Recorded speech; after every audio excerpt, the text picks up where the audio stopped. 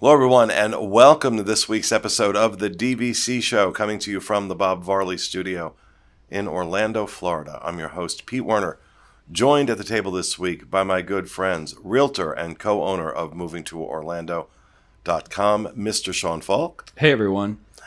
From DVCRentalStore.com, Mr. Paul Krieger. Hey, everybody. From Monerafinancial.com, Ms. Amy Krieger. Hello. And from the Diz, our producer, Mr. Corey Fiascanaro. Welcome home.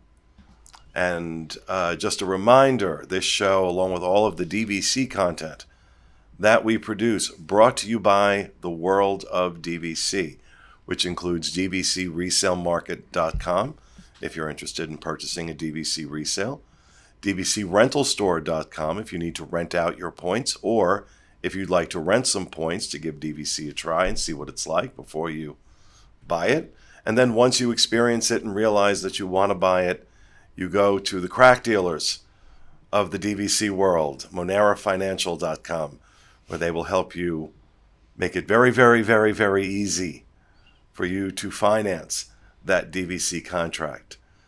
Because Amy's job is just to go, yeah, okay. Yep. She just hands out money all day. Not in shadowy corners or anything. In broad daylight. In broad daylight, totally legit. Totally legit. Totally legit. I am a customer. I am a customer of Monera Financial, so I can tell you they're fantastic to work with. And they just, but it's really, really it's a very easy process for the buyer. It really is. It's very smooth. And honestly, the hardest part is waiting for Disney to pass your contract. Oh, that's absolutely the hardest part, especially lately because they've been buying a lot back. But so this week we are going to talk about some of the news around the DVC world right now, and I'm going to let Mr. Paul Krieger guide us on that journey. What's in the news, Paul? This could be scary. So I went back and looked at basically a lot of the articles that we wrote about, a lot of the news that we talked about in January. And not to beat a dead horse on this subject, if you haven't seen one of our more recent shows talking about Amy's rant to Disney Vacation Club, this is sort of timed perfectly because January started out with member services experiencing a system-wide outage. So basically, the entire day was shot with member services. They ended up putting up on their phone system around 10 a.m. that, sorry, the entire booking system's down and we don't know when it's going to go back up. So again, don't want to beat a dead horse. I think we talked about it. Was it around the same time as this issue? It was basically like a week or so before the Grand Californian glitch. Yeah, the Grand Cal glitch was on January 11th. Yeah, okay. What day was that? That article went up on January 10th. So on January 10th, they had an entire system-wide outage, and then on January 11th, they came back with a booking glitch. Inventory. And yeah, so I guarantee you that February, it's going to bring some more website-related news. So stay tuned for that. I think the biggest news that really came out of last month was price increases. So we saw price increases for both Alani and Riviera, which is basically a yearly increase for those current selling properties. So they went from $201 per point to $207 per point for both resorts, effective February 3rd. So actually that just happened, but they announced that about a month in advance to get people to buy in at that $201 level. But then coupled with that, they also threw in a couple sold-out resorts that also saw a price jump here at the first of the year. Those include Beach Club, Boardwalk, Hilton Head, and Vero Beach. And so you can still buy those properties directly through Disney. I highly wouldn't advise it because the prices are ridiculous. But those resorts saw their direct price through Disney increase by as much as $20 per point. Boardwalk and Beach Club, extremely popular resorts. Those both significantly increased last month as well. And those are both ones that are getting bought back a lot right now, right? Correct. So yeah, the recent right of first refusal report for January just came out over on DVC Resale Market's website, so you can head there and sort of view the entire ROFR report, as we call it. But Beach Club just got annihilated this month. Like, if you go to Disboards, I was there over the weekend, and just people are like, I forget the They terminology. call it the beach club bloodbath. That was it. Yeah, it is Oh, I love the boards. affectionately referred to as the beach club bloodbath, and most people still currently have contracts sitting in Rofer, and they're like, this is doomed. I don't even know why I'm hopeful at this point. Like, but yeah, they bought a ton of points back at Beach Club last month, and Boardwalk was not too far behind, which we alluded to this, I think, last month a little bit. Like, there's something going on with these 2042 properties that we don't know. Maybe they're just making money where they can make money. I mean, it's an easy flip for them in some of these instances, but yeah, interesting to follow that story a little bit more closely. I know what the payback for Rofer should be. Sell your contract, and then when they go to buy it back, take it back.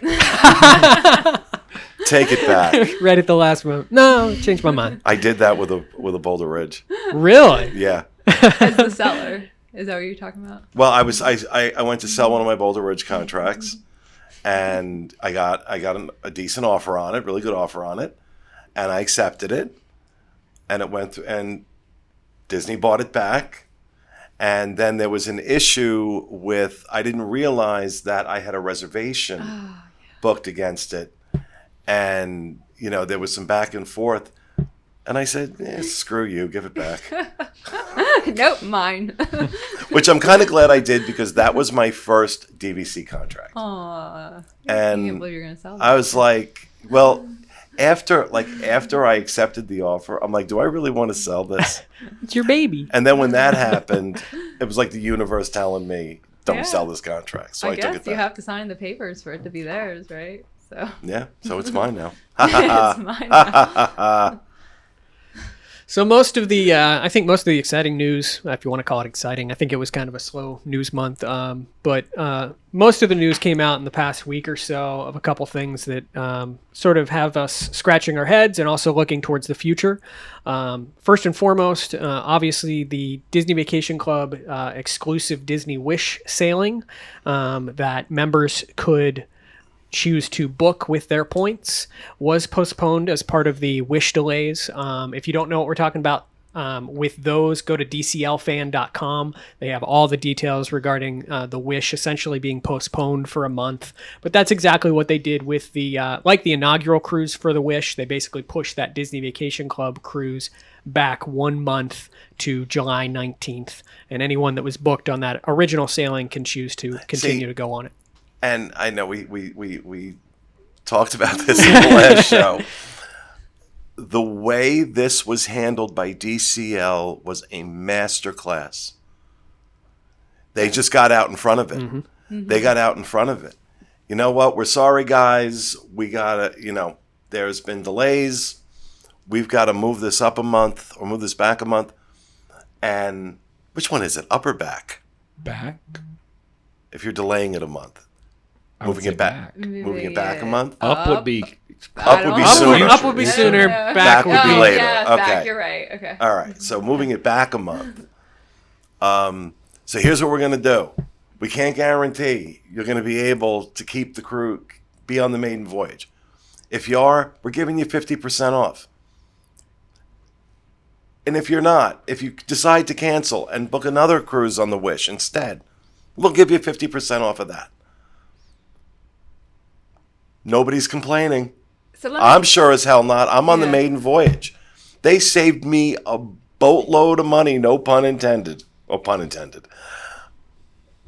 They saved me so much money by doing that. I think with that one, and in comparison to what we were talking about with DVC, I don't think they had much choice but to do the 50-50 thing or give you 50% towards something because, number one, they know with this, yes, people have definitely booked flights. This is the inaugural sailing. There's people who are going to come from everywhere. But this was like I remember when we were booking this and it released, like this was like the highest level platinum members. Like this, I mean, right before this was when they even broke up the platinum people into like other categories. Yeah, to like us peons couldn't get onto this. Oh, I wouldn't have been able to get Never that. sailed before. Yeah, Can't I get think on. I'm only if I get one more, I'll be gold, and like I wouldn't have been able to get on this. So it's like, can you imagine their highest level cruisers not like have booked that? They would have been so mad. Like they had to do something. But they are, but the 50% off, you know, there are more sailings than the inaugural that are they have a month worth of sailings. Oh yeah, that they had to cancel effectively. And so they gave that 50% off to everyone. Okay, let me ask this because I don't know the answer to it. So on the DVC side, so DVC members had to book at least one member with points, then they were allowed to book the rest with cash, right? Yep. So DVC essentially pays for that boat. They pay Disney Cruise Line. Is that true? And then they rent out the ship. They rent out the ship to DVC members. So are DVC members getting 50% off? Did DVC get the 50% off because they purchased that? Well, that would require communication from DVC, which is not on the website that I'm aware of. Well,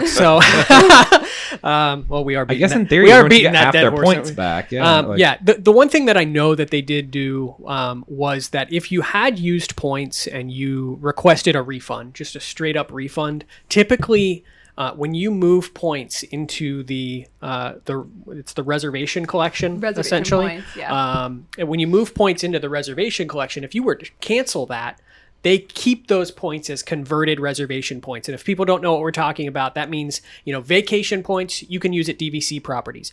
Reservation points you can use for things like Disney Cruises, Adventures by Disney. Worst use of your points. Yes. Bad uses of points. The hotel collection. Terrible use of your points. If you're looking for those, DVC rental store, swap program, not a plug, but a plug. But like they did in this instance convert those points back, which I don't think they had another option. Like people would be livid if they did not. But I did encounter at least one person that ended up deciding to cancel and not move to the new sailing. And they did convert those points back to vacation points. But did they give them 50% off like everyone else got? Maybe towards a future sailing. But again, I've not seen any direct sort of information. Yeah, I haven't we'll heard have anything, to so. look into it and see if that's out there somewhere. But there's nothing on the homepage of the Disney Vacation because that's Club something website. we've not seen anything about, whether members were getting the 50% off as well. And I just wonder, like, did DVC get the 50% off that they paid? Is that how that? I don't know. It's DVC, probably not. I don't know. You don't know. I have Maybe. no idea. They No bought idea. the ship. That's under the same terms, don't they? I don't know. If you were affected, please comment down below. Let us know. Yeah, I let wanna us know if you have Yeah. if you've used DVC points for that sailing. I'd be very interested to know if you got that kind of discount, because I got to tell you, I was very happy with mine. Yeah, that's amazing.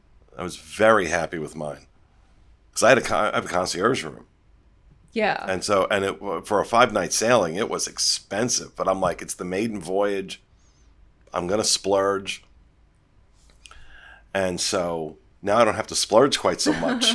Still a lot of money, but I was like thrilled. And you're right about the communication, because Paul and I listened to the call that they made for travel agents, and I mean, they had emails out in the middle of it. They had sent emails to guests before that call was over.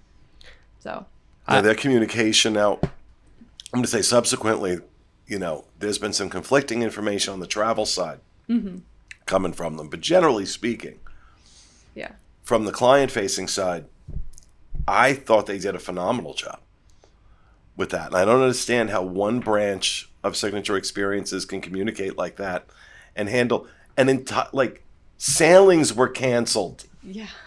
Sailings were canceled, and they handled the communication and the guest recovery brilliantly. Yes.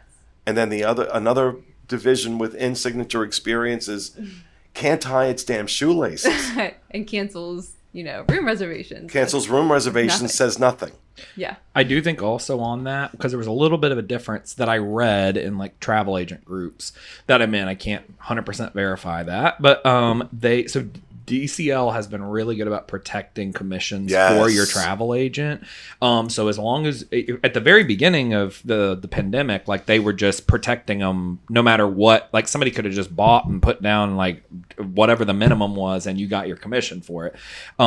As it went on and things started sailing again, it became, hey, if something happens, they have to be paid in full. Like as long as your guest is paid in full, then the travel agent gets their commission, Which even if is it cancels. always how it is. Right, which is fair. Like, you know what I mean? Like, I get that. At the very, very beginning, I think it was just anything. I don't Like, believe so. when they weren't sailing at all, it was like everything was canceled. Well, I know they were remember, protecting commission on canceled cruises if they were paid in full. I don't believe if I don't recall. I know that Disney as in general during the pandemic, the worst parts of the pandemic, especially at the beginning, protected commissions across the board. Well, not across the board. Adventures by Disney did not protect commission, which pissed me off. But World, Land, Cruise Line, all protected commission. And I'm going to tell you what, they saved a lot of travel agencies, including mine. And that was the reason they did it. That was the reason they did it. They talk about a lot about being good partners with their travel agencies. And they, generally speaking, really always show it. There, they went above and beyond. Oh, yeah. They went above and beyond. Well, from what I have read in the groups, like the travel with the Wish, with this canceling, they're protecting commissions for people for the Wish as well with this, even if they're not paid in full. The is what I canceled, heard, they're but I don't protecting know. commissions on the canceled, they're paying commissions on the canceled cruises and on the rebooked cruises. Gotcha. That's what it is. Wow. So Yeah. you're getting, so these agents are in fact getting double commission. Yeah. That's And awesome. that's DCL saying, our bad, Yep. we're not going to punish you for that. See how easy that is, DVC? But okay, we've gone way into a this is like the Grand a Floridian quasi. Spa. This is turned into a quasi DCL show. I was more pushing it for like if you have anything with DCL and you can pay your thing in full, like if you enjoy your travel agent, no matter who they may be, that's the only way they get paid. So like not even like the company, it's an individual person who's like single mom or whatever. Like that's the only way they get That's paid. right. So keep it in mind. So there was one piece of news that happened this month that I immediately texted someone in this room about and thought he was going to stroke out over. So Hey, what's up? Senses, or the spa formerly known as Senses, is reopened. Definitely. sounds like a rock known. group. Like Prince. What did they change? Did they change the name? Yep. Yeah. So they removed the Senses branding. It's just called the Grand Floridian Spa. And it is notable that there is no DVC discount anymore at the Grand Floridian Spa. We had a member that reached out to them, and I just want to make sure I quote him correctly. His name was Anthony Leon, and he emailed them, and they said, at this time, we're not offering any discounts, but as a DVC member with a valid proof of membership, you will receive a paraffin enhancement add-on to any service 50 minutes or higher. I don't even know what that So means. that's what they're doing for DVC members, but it is reopening. I'm gay and I don't know what it means. I don't know. I think it's like paraffin wax. I don't know why you'd want what What, do you I can want- get a bikini? what do I want free bikini wax? Yeah. I'm not gay, but I can tell you what it means. Yeah, Then you are gay. It's when they take the things and put wax on it. You were right, and they put them over your feet during the session. What does that do? It's So just you have a foot mold by the end? yeah, so it's like hot wax on your feet. It feels really good. It does feel really good. If you have, does it pull your hair off if you have hair on your? Not that I do. Ooh, this you know. just got weird. I'm just saying Yeah, it this hurts. is just going into a whole nother. I'm sorry, I had a question. I Well- was asking because I was curious. I have hair on my feet, and I've never had hair pulled off, so I think we're good. Okay, I so said when they used to have those hand things that like the wax things, and you would just. I always peel. knew you were a hobbit. So have you booked yet? I have not, but Well, I'm interested with the Senses name coming off of it. Now we're going to get wonky with spas. I wonder if it's still an LMS spa, or if it's now is it like a Canyon Ranch? Is it or they did some other company, or is Disney back in the? Well, even when it was before Senses, it was a Nikki Bryan salon. They were Nikki Bryan spas and salons, and then they jettisoned that. They became Elemis Spas. And now I'm wondering if they're changing the name from Senses.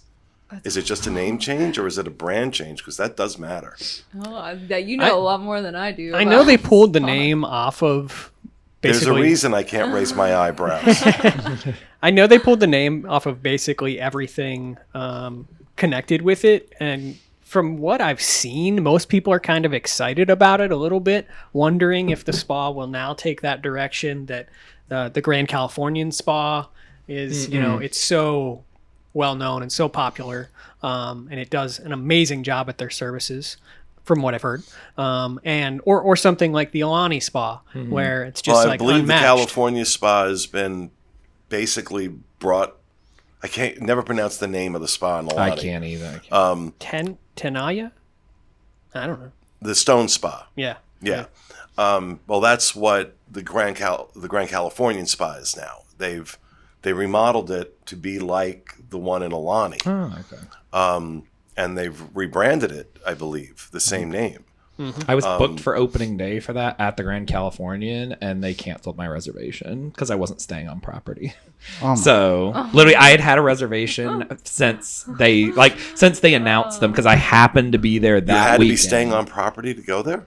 Yeah, apparently. When Well, they not first to make a reopened. reservation, you didn't. But apparently, like when you got there, they were like, "Hey, you're not like what's your room number? Which of the 3 Disneyland hotels are you staying in?" And I was like, "Oh, I'm staying in an Airbnb off property." Oh, they like canceled it when you I got a showed house. up It for was the- they called me like they Oh, called me okay. before, and they were like, "Oh, we need to see like which hotel room and which hotel you're staying at." And I was like, "Oh, actually, I booked an Airbnb right off property because that was what was available or whatever for this stay because it was kind of last minute." And they were like, "Oh, we're canceling your reservation." I was like, "I have 2 sessions booked." Like, I was like, "What are you talking?" I felt bad for the massage therapist because I'm like, I'm booked from 11 to 2 at this place. Like, I'm literally booked like for 2 hours and an additional thing on top of it because I wanted to see what they had.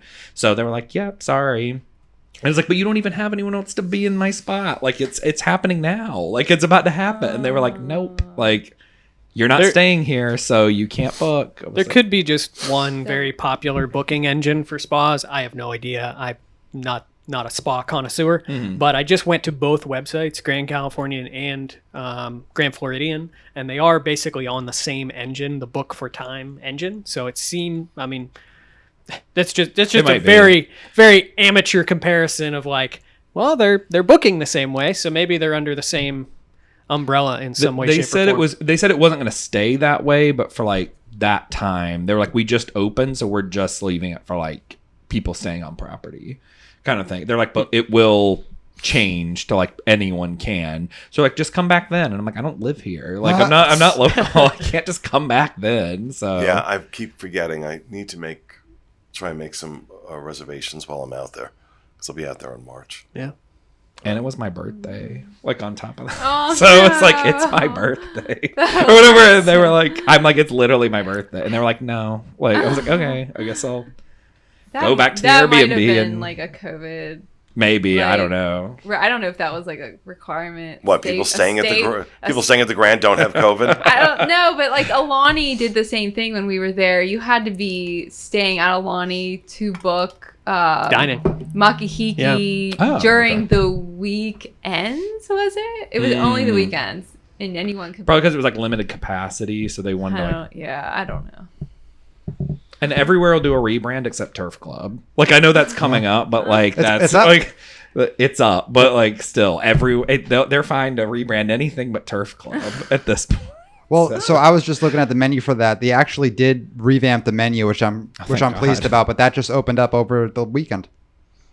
Yeah, we've never been there. those Yeah, we not need to go. familiar, for those not familiar, Turf Club is the sit-down restaurant at Saratoga Springs. It is also among the worst restaurants on property, and it just moved up the list on my worst restaurants at Walt Disney World because I have taken boat rights over at Port Orleans off the list because we had an amazing meal there. I can no longer say Boat Rights is a bad restaurant I because wanna that try was a it. good meal. Yeah. Mhm. I That wanna was a try good it. meal. Yeah, Boat Rights was good. Speaking of restaurants, we had Flying Fish come back. So Yeah. Flying Fish is reopened. Amy and I actually were able to snag a last-minute reservation there last week, and it was wonderful. Yeah, it was really Had an good. amazing meal there. We've been waiting 2 years to go there. Yeah, we had So- reservations there before the shutdown and stuff like that, and they never happened, so they got canceled. And Jico is coming back soon. That's this month sometime. I'll pull it up right now. It's Yeah. soon. Yeah. I forget the exact date, but It's definitely coming this up. month because we have reservations. Well, I wonder, and I'm not being mean, I'm being serious. I really wonder what's going to happen to Trattoria Al Forno. Yeah. Because Chef Tim Majoris, who's the head chef at Flying Fish, while they were waiting for it to reopen, they moved him over to Trattoria, and he just completely Yes. raised the game at Trattoria. That was always a hit or miss restaurant. And we did a review there, and before I knew that Chef Tim was there, I took 2 bites of my appetizer and said to Fiasco, Yeah. they've got a new chef because this is really, really good. And then I asked the server about it, and she's like, oh yeah, Chef Tim from Flying Fish is here. I'm like, oh my God. Yeah. And Jico's opening back up on February 17th. And we're going to go. We have to go. Well, get me reservations. All right. I'll get on it. Flying Fish for us, the service was absolutely phenomenal. But when you and so was the food. But the big takeaway for me was it's one thing to have amazing food coming out of a kitchen, but it's another thing for the kitchen to actually look like they're having an absolute blast cooking that food. And when we were leaving, like Oh, they yeah. were The whole kitchen the told whole us kitchen goodbye. told us goodbye.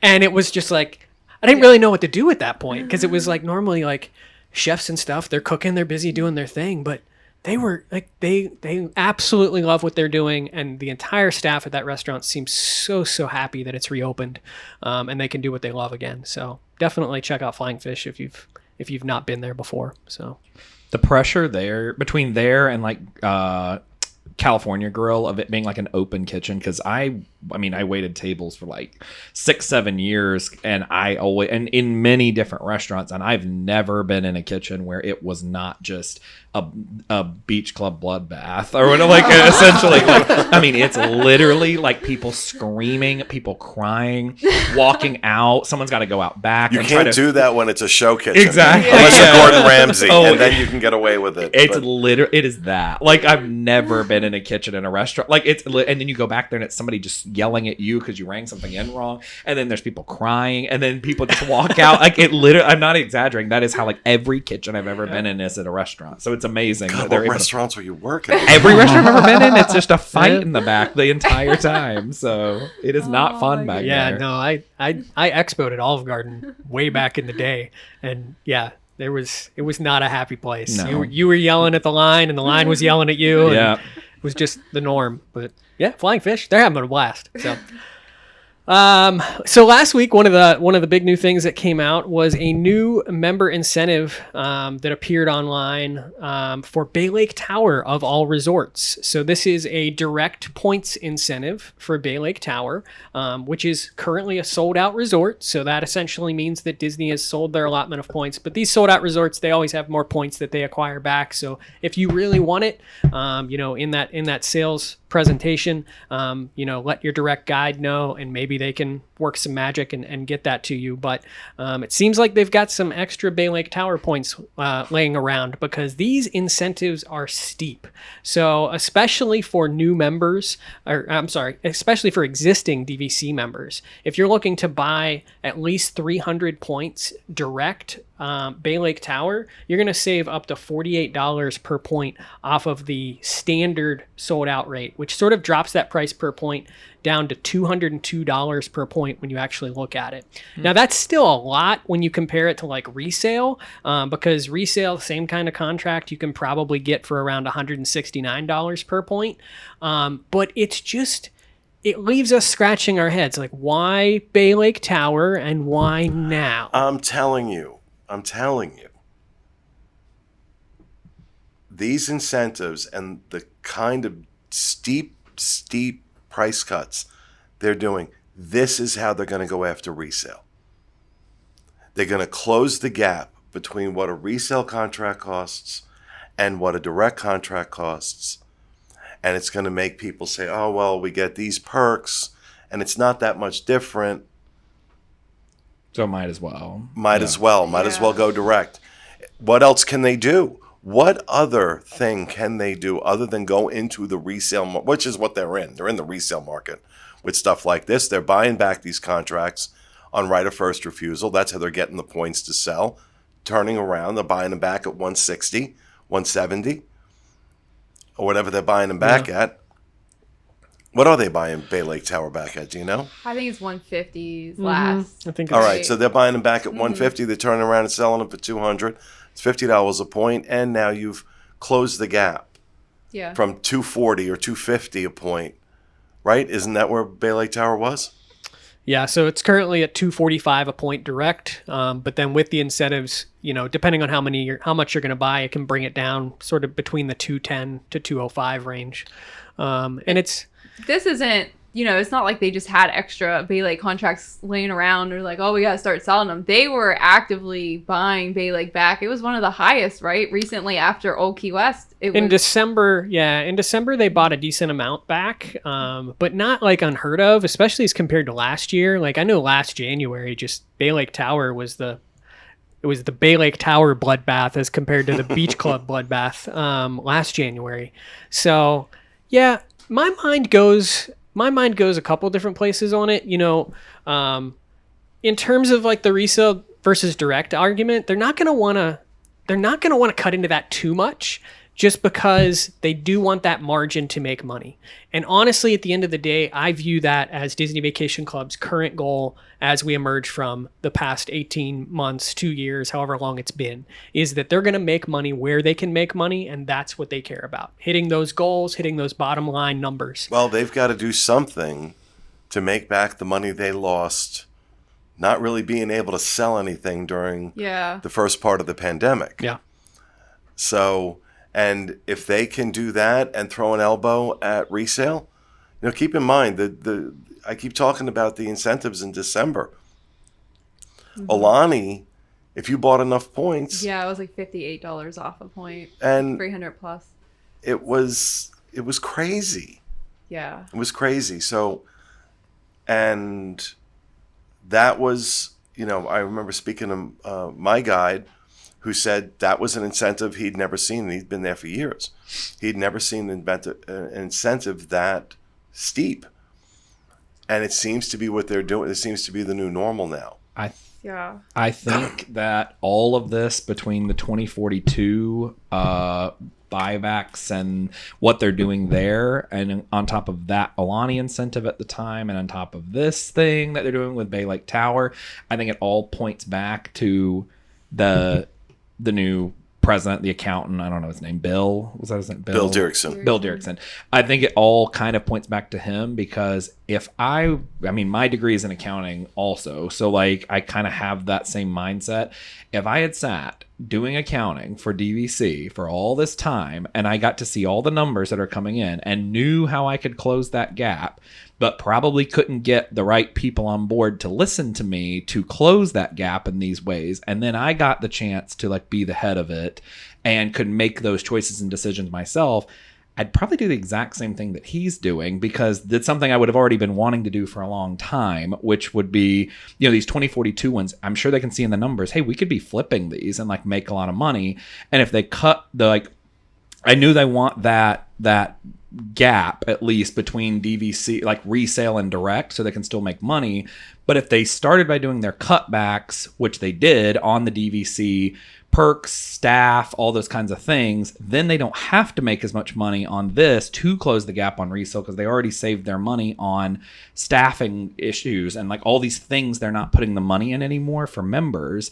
So now they can close the gap on resale, get closer, still make the same amount of money, so it shows on the books that everything's like coming up the right way. You drive resale down a bit to get people here, and then you control more of the market. So like I think on a numbers level, I think him coming in was everything that people kind of wondered, with an accountant taking over that role. It's not member based, it's how do I close that gap, because that's if you're in that job and in that role for so long, you're just looking at numbers.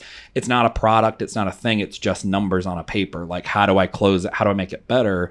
And that's what's going to look good under Chapek, to be like, hey, look at our results, look at our numbers. We're still making money. We're coming after resale. We're doing that. Like, yeah, well, so, I mean, shit rolls downhill, right? and that's, you've got Chapek at the top making decisions like that. It's all about the numbers, not about the guest experience. Mm-hmm. And then you have this guy come in and he figures, let me model myself in Chapek's image.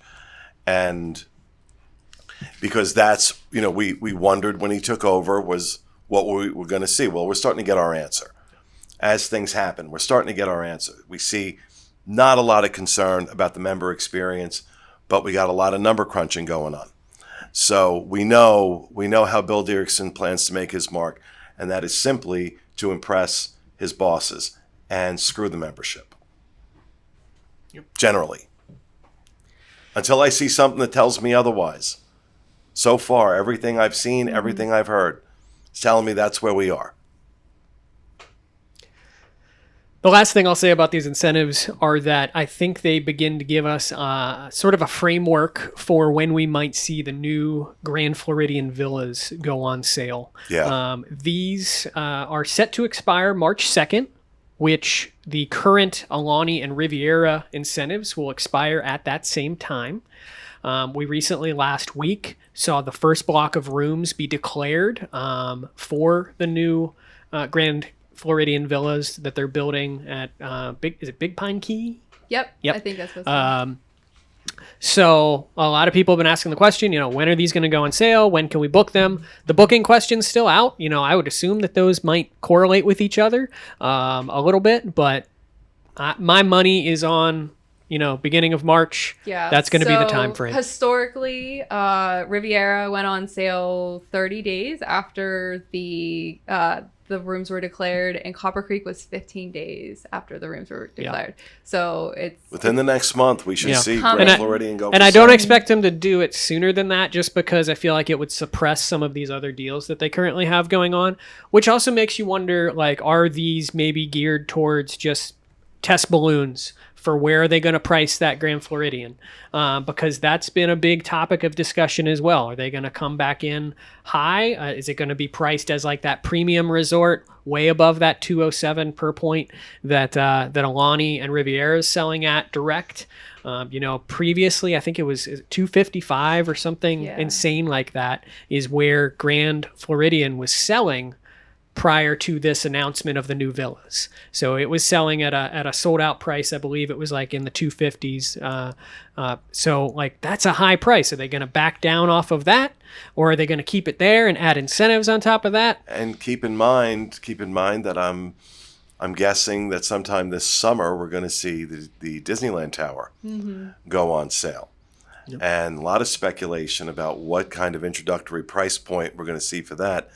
Maybe they use Grand Floridian as a test bed.